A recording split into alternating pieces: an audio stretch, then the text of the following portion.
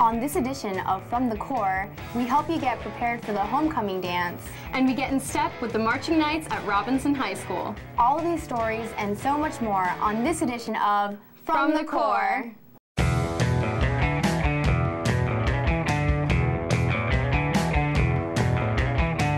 Hello and welcome to From the Core. I'm Pia. And I'm Dolores. The fall season is a big time in the life of a high school student. It means a return to homework, after-school activities, and pep rallies. And one of the most anticipated events of the fall is the homecoming dance. I teamed up with From the Core reporters Kyle and Jasmine to figure out what it will take to get you ready for the big dance. Teenagers across the nation are preparing for that one special day. What? You mean the SAT? No, homecoming.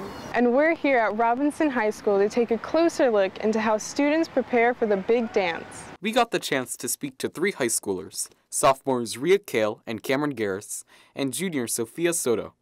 These teens gave us tips to have the perfect homecoming. Homecoming is a way for people to celebrate the beginning of the school year. It's just around the end of the first quarter. It's like getting adjusted to the new school year. It's a nice break. Yeah. But how does one perfectly prepare for homecoming? Wear something that you're going to be comfortable in, and also something that makes you feel confident.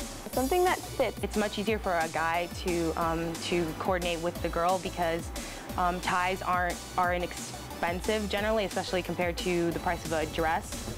We tried to, but it ended up being more complicated than it needed to be. It takes a long time to do my hair and makeup. If I want to go to my friend's house, I have to get there at a certain time, and so it's time crunch.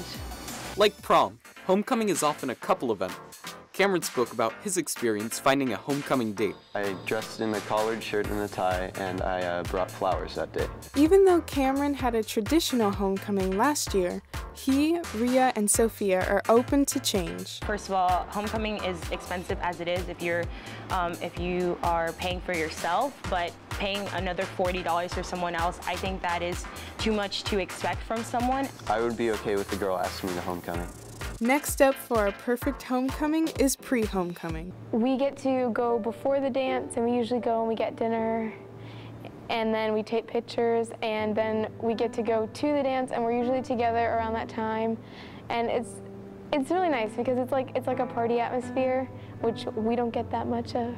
It's more important than just meeting up. It's about getting to know them if you didn't know them that well before. All right, now we're finally ready to arrive at homecoming. But how can we make a grand entrance? Maybe 10 to 15 minutes early would be the best time to arrive to homecoming. That way you don't have to wait in the line to get in, but you're still there when it starts. Arriving late, at least half an hour late, to avoid the awkwardness. More importantly, how can we make sure we're the star on the dance floor? Well, I'm Hispanic, and so even though I'm not the best dancer, I always like to show off the Latina inside of me. Well, what's the difference between homecoming and a group project? I think it's a really nice way for my friends and I to spend time outside of school, because when we have so much homework and stuff, we kind of don't hang out as much as we probably should. The homecoming dance is important because it's a way for everyone to enjoy themselves and interact with others in a different setting than a classroom setting, and just getting to just let yourself loose for a night. I think that's a good thing. Wow, it sounds like homecoming is truly a fun experience, but all good things must come to an end. The best way to end the night would be just to go home and sleep. And for example, last year we had a sleepover, so my friends and I, we got together, we relaxed a little bit, and then we just passed out. This is Jasmine, Kyle, and Pia reporting for From the Core. Pia, I'm getting ready for homecoming now, so this story is a huge help. Thank you, Kyle, Jasmine, and Pia for a great story. My pleasure, and let us know what your homecoming plans are. Just tweet us at Tampa Youth Corps. After the break, we go back to Robinson High. This time, it's all about the music. See you after the break. I'm one unlucky guy. The chance of being involved in a robbery is 1 in 757. The chances of being struck by lightning 1 in 750,000. Please fasten your seatbelts for unexpected turbulence. The chances of being a victim in an airline crash 1 in 29 million. Hey, could I get some peanuts? The chances of being involved in a car crash are far greater than lightning strikes and plane crashes. And if you are texting while driving, your risk of crash increases 23 times.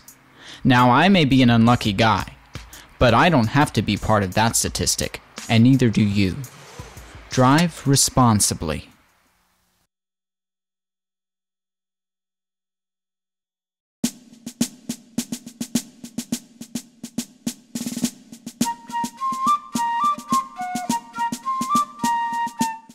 Hello, I'm Rachel, and this is Civics 101. Sandra Friedman was born in Newark, New Jersey in 1943. Her family moved to Florida when she was 2 years old. She would grow up to attend the University of Miami, graduating with a degree in government. Later, Friedman would make history as the first female mayor of Tampa, serving from 1987 to 1999. Through her hard work and dedication, Tampa was designated as an All-American City in 1990. Aside from civic affairs, Friedman was an athlete. As a matter of fact, she was ranked 5th in the nation as a junior amateur for this particular sport. Any guesses? We'll be right back with the answer after this message.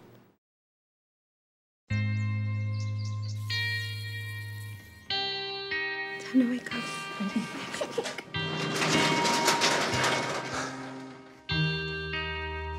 I've got a job to do today. I've got a job to do today. Don't forget, you've got a job to do today.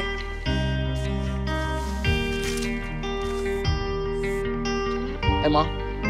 I got the job. Thanks.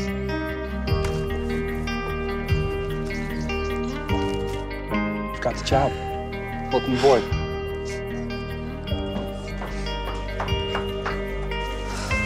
Have a good first day at work, Mom. Your donations to Goodwill fund job training programs right in your community. Feels good to start fresh, right? Sure does. And like that, you're a job creator. Welcome back. If you guessed tennis, you got it right. Friedman was a Florida intercollegiate tennis champion. She even has a tennis complex named after her on Tampa's Davis Islands, offering classes for beginning and experienced players alike. For Civics 101, I'm Rachel.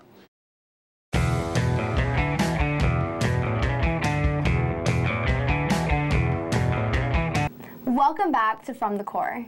A high school band can be defined as a group of student musicians who rehearse and perform instrumental music, but really, it's so much more. At some schools, the band is the ultimate soundtrack. Bands can help teachers and students understand the true meaning of school spirit. That's right. Recently, I caught up with the marching knights of Robinson High School and filed this report. We often think of marching bands as the heart of school spirit. Football games and pep rallies would not be the same without the music of the band. But what really goes into making bands such a big part of our high school experience? I'm here at Robinson High School, home of the Marching Knights, to find out.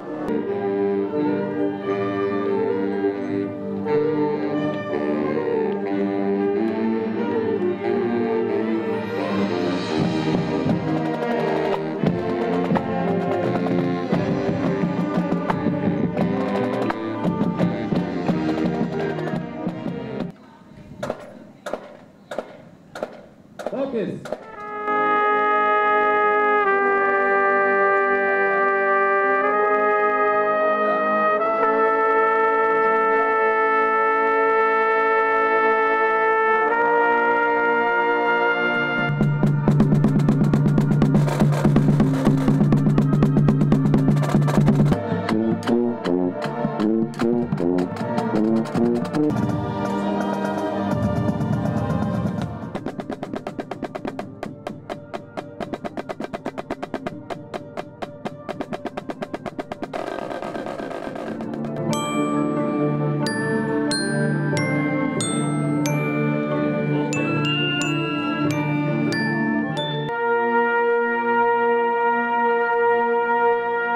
Vanessa, tell me what this year's show is about.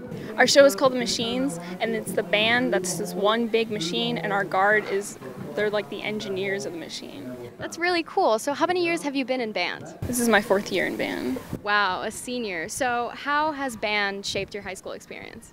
It's definitely like pulled me out of my shell because you're around these people and you have no choice but to be social. So I think it's made me more of a social people's person. Wow, very nice.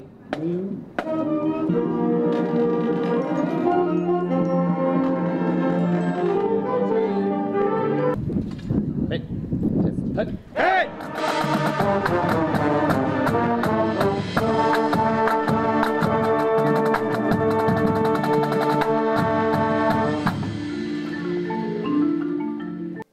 So Miss Holly, I hear band parents are an integral part of the band. What is it like to be a band mom? Well, to me, it's really important to make sure that the program runs smoothly. We're sort of in the background. They're doing all the hard work, but we're making sure that they have all the equipment and tools that they need to be able to do a good job. So it's a lot of fun. I've been doing it for 5 years now with this band. So, and we have great parents coming out and helping all the time. So we like it. Well, I'm sure a lot of it rests on you. Thank you very much. I love the show theme. I can't wait for the finished product. Me too. We here at From the Core wish the Robinson High School Band good luck on its quest to achieve a superior rating during the statewide band assessments. Let's hear it for the band. We'll have more for you after this break.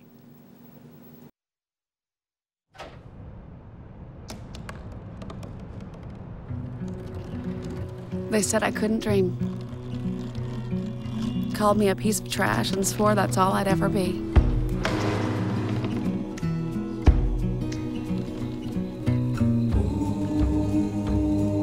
Said a bottle couldn't see the ocean.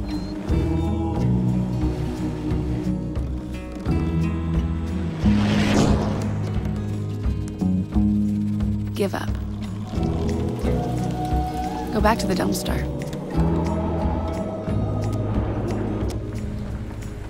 But I didn't listen. I made my way.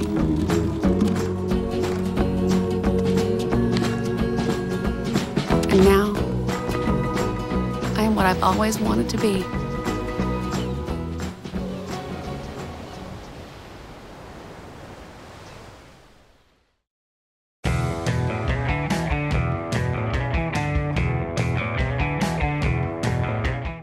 Welcome back.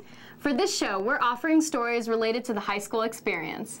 Our next story gets to the heart of it all. FTC reporter Lumiere takes us on a walk through the freshman year. Academics are a crucial part in a student's life, especially during high school.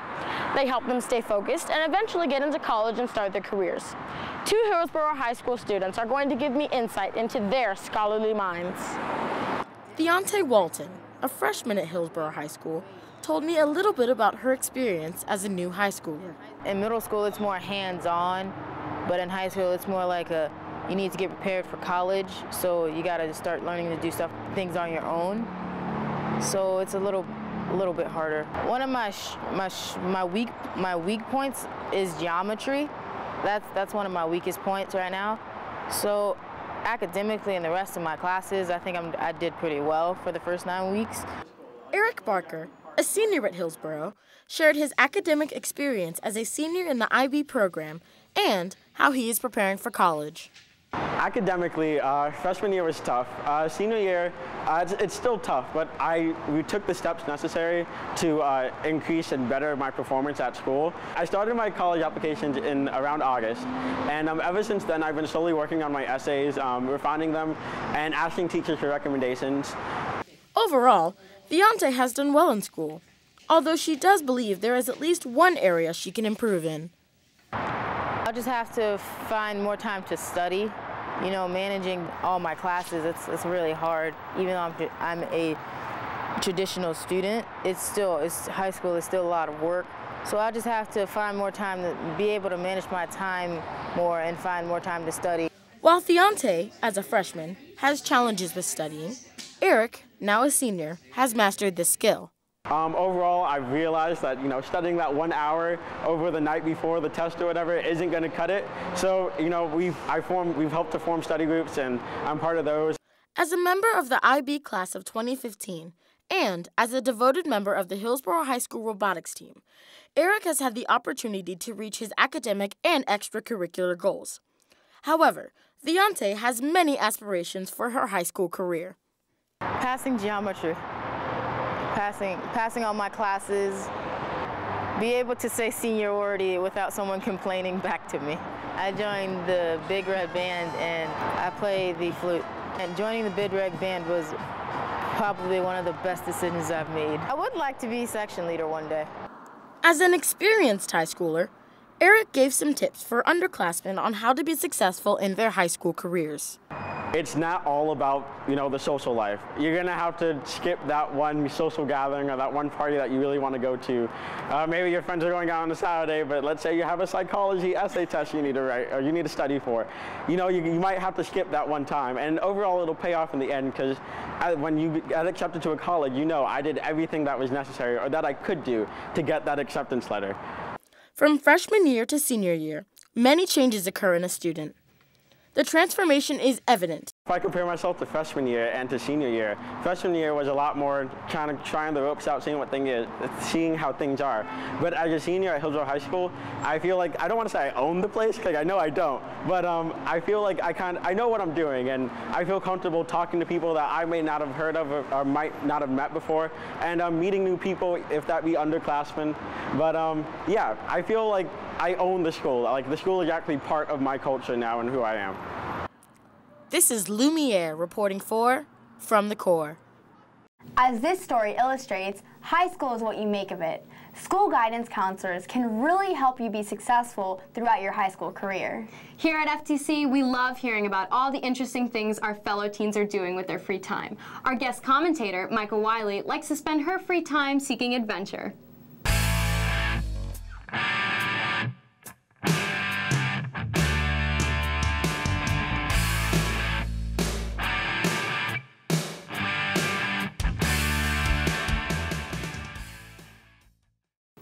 My biggest hobby right now, or how I spend my extra time, is exercising.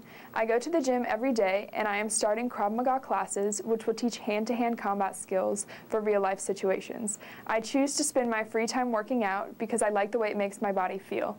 I enjoy the feeling of pushing my body to the next level and really stretching the boundaries with a heavier weight or a new exercise that I've never tried before. Krav Maga should be interesting because it differs from kickboxing styles in the technique, but also the training. To train for Krav Maga, the instructors put you in situations that require a lot of body contact and proactive movement. You learn to fight off attackers with guns and knives rather than learning to spar with a partner in a more controlled manner. If I could expand on my hobbies without thinking about money or schoolwork or my job, I would travel everywhere and just try new things. I would like to finish hiking the Zion Narrows, perfect my surfing, and jump off different cliffs into the water beneath. I would also like to learn how to scuba dive and participate in extreme kayak and wakeboard activities. Taking it to the next level in the outdoors removes you from our fast-paced lives with packed schedules and constantly ringing cell phones.